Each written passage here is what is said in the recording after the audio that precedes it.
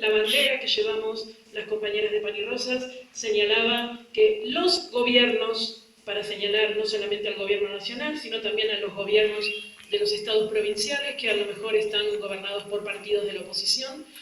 los gobiernos, la justicia y también los medios de comunicación y la Iglesia, con sus discursos de subordinación de las mujeres, de considerar a las mujeres como un sector inferior y sin derechos iguales al resto de la humanidad, también eran responsables de estos femicidios. Y la pelea particular que dimos las compañeras de Pan y Rosas señaló dos aspectos que quisiera compartir. Contra quienes nos dicen que el problema de la violencia es un problema cultural, es un problema ancestral, es un problema milenario y que por lo tanto no se puede hacer mucho contra eso, porque está así en la cultura y sobre todo en países como los nuestros, como Argentina y como México, donde todo el tiempo nos están diciendo que eso es algo muy difícil de enfrentar porque está asentado en una cultura milenaria. Creemos que ese discurso encierra la perversión, digamos, de no señalar que justamente hay responsables institucionales, que en realidad decir que solamente es un problema cultural oculta que también, o mejor dicho, sirve al fin de ocultar que también hay responsables institucionales, que el gobierno, los gobiernos son responsables de no levantar una política de equidad de las mujeres, una política contra la violencia hacia las mujeres, de no atender a los derechos de las mujeres, y que también el Estado, con sus fuerzas represivas, como lo ha mostrado en el caso que recientemente nos contaba la compañera, las fuerzas represivas del Estado forman parte de la violencia contra el pueblo trabajador, pero también particularmente contra las mujeres. En Argentina hemos notado que... gracias. No es mezcal, hemos notado en la Argentina que de todos los asesinatos institucionales cometidos por las fuerzas represivas del Estado, por la policía u otras fuerzas militares, el 80% de las mujeres asesinadas por las fuerzas represivas del Estado son femicidios. Es decir, el 80% de las mujeres que han sido asesinadas por las fuerzas represivas son casos de parejas o exparejas de esos policías que las han asesinado. Esta estadística la hemos hecho en este año, viendo cómo crece la cantidad de casos de mujeres asesinadas por su pareja policía, por su pareja gendarme, por su pareja militar, por su pareja prefecto, que terminan en esta situación. Pero al mismo tiempo, contra aquellos que nos decían lo importante es denunciar al gobierno, lo importante es denunciar al Estado, porque ellos son los responsables de la violencia contra las mujeres, les decimos no solamente el gobierno y el Estado, también esta cultura machista es responsable de los asesinatos contra las mujeres. ¿Y por qué es importante señalar que también la cultura es responsable de esto? Porque entonces, si es algo que está tan asentado en nuestras sociedades, si es algo que está tan asimilado y naturalizado por la sociedad en la que vivimos, entonces nuestra lucha por acabar contra todas las formas de violencia contra las mujeres no es una lucha política sencilla y que se acaba solamente con alguna movilización el 25 de noviembre de cada año. Es una lucha que requiere de nosotras una organización mucho más importante, mucho más profunda y una perspectiva estratégica mucho más importante. Tenemos que acabar, no podemos acabar con la violencia machista si no acabamos con una sociedad que está basada profundamente en la violencia de la explotación de millones de seres humanos por parte de un puñado de parásitos capitalistas. Que esos parásitos capitalistas necesitan de la violencia permanentemente para poder mantener este estado de sumisión y este estado de explotación. Pero además necesitan de la violencia entre los explotados, necesitan de la violencia de los hombres contra las mujeres, necesitan de la violencia de los heterosexuales contra los gays, lesbianas, y personas transexuales, necesitan de la violencia de los nativos contra los extranjeros, como lo hemos visto recientemente con la persona que vino a provocar aquí, por la presencia de 2 compañeras argentinas, necesita de la violencia de los blancos contra los negros, de los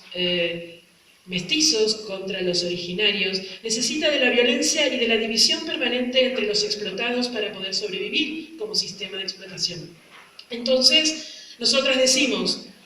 ¿es un problema cultural? Sí, pero denunciamos también que los gobiernos, los estados, las fuerzas represivas del Estado son responsables. ¿Es un problema político donde el gobierno es responsable? Sí, pero también es un problema cultural y por eso requiere de nosotras una perspectiva mayor, una perspectiva de lucha por una sociedad sin explotados ni explotadores, por una sociedad donde la opresión entonces no sea necesaria para sostener a ese puñado de parásitos como es en la sociedad capitalista. Entonces, esta es la primera experiencia que les quería comentar de lo que fue nuestra participación en esa movilización por el Ni Una Menos del 3 de junio, que se contagió a Uruguay, que se contagió a Santiago de Chile y que tengo entendido también que se contagió aquí en México y que permitió que también se movilizaran en distintos países de América Latina. La segunda experiencia reciente que les quiero contar y que recién, a decir verdad, va a terminar mañana porque en Argentina mañana hay balotaje en la elección presidencial. Es la experiencia que hicimos las compañeras de Pan y Rosas, que participamos al mismo tiempo del Frente de Izquierda. El Frente de Izquierda es un frente electoral integrado por las 3 fuerzas de izquierda más importantes del país, el Partido de los Trabajadores Socialistas, en el cual yo soy militante y que es la organización hermana del Movimiento de Trabajadores Socialistas de México, el Partido Obrero y el Partido Izquierda Socialista, que hemos conquistado realmente construir un polo de independencia de clase, es decir, de donde los trabajadores y las trabajadoras que empiezan a hacer su ruptura con los partidos políticos patronales han visto en el Frente de Izquierda una referencia importante y han permitido que en los últimos años el Frente de Izquierda conquistara bancas en varias legislaturas de los estados provinciales y también una importante bancada en el Congreso Nacional. En esta última campaña electoral, las compañeras de Pan y Rosas y del Partido de los Trabajadores Socialistas peleamos para que las listas del Frente de Izquierda estuvieran integradas por gran cantidad de mujeres luchadoras, destacadas dirigentes sindicales, activistas de distintas huelgas, de distintos sectores de trabajadoras, y hemos conseguido, las compañeras del Partido de los Trabajadores Socialistas, repito, y de Pan y Rosas, hemos conseguido un hecho histórico, que es que por primera vez en la historia institucional del país, que tiene ya más de 200 años, las listas del Frente de Izquierda que encabezaba nuestro compañero Nicolás del Caño, que fue el candidato a presidente del Frente de Izquierda, invirtiera la ley nacional del cupo femenino que obliga a todos los partidos a poner un mínimo de 30% de mujeres. Hemos logrado por primera vez en la historia institucional del país que las listas nuestras tuvieran un 70% de mujeres y un 30% de varones.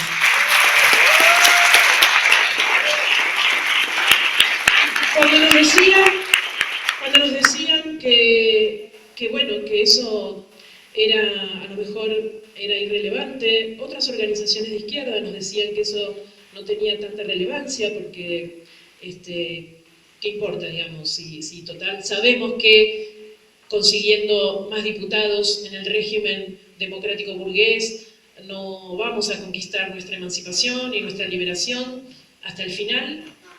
Nosotras decíamos que en última instancia que hubiera 70% de mujeres era un homenaje a la movilización del 3 de junio. Era un homenaje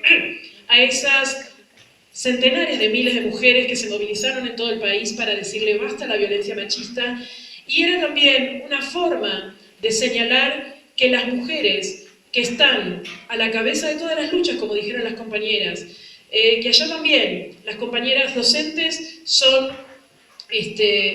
muy destacadas por su lucha permanentemente por sus derechos, las compañeras de la industria alimenticia, las compañeras inmigrantes que trabajan de manera casi esclava en los talleres textiles clandestinos que hay en el país, que todas esas mujeres que son protagonistas de su historia, que son protagonistas de sus luchas, también pudiéramos mostrar que también son protagonistas de la lucha política, que las mujeres no estamos condenadas a ser solamente objetos de la explotación, objetos de la violencia, objetos sexuales, objetos de la opresión, sino que también somos sujetos de nuestras luchas, sujetos en la lucha en las calles, por las reivindicaciones económicas, por las reivindicaciones democráticas, por todos nuestros derechos, pero también somos sujetos de la lucha política. Y eso es lo que quisimos demostrar con ese 70% simbólico.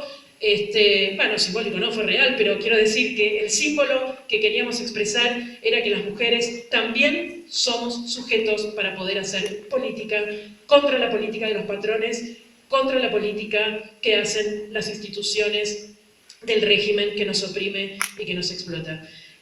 Así que bueno, por ahora solamente contarles estas dos experiencias. Me encantaría en realidad poder escucharlas. Ahora voy a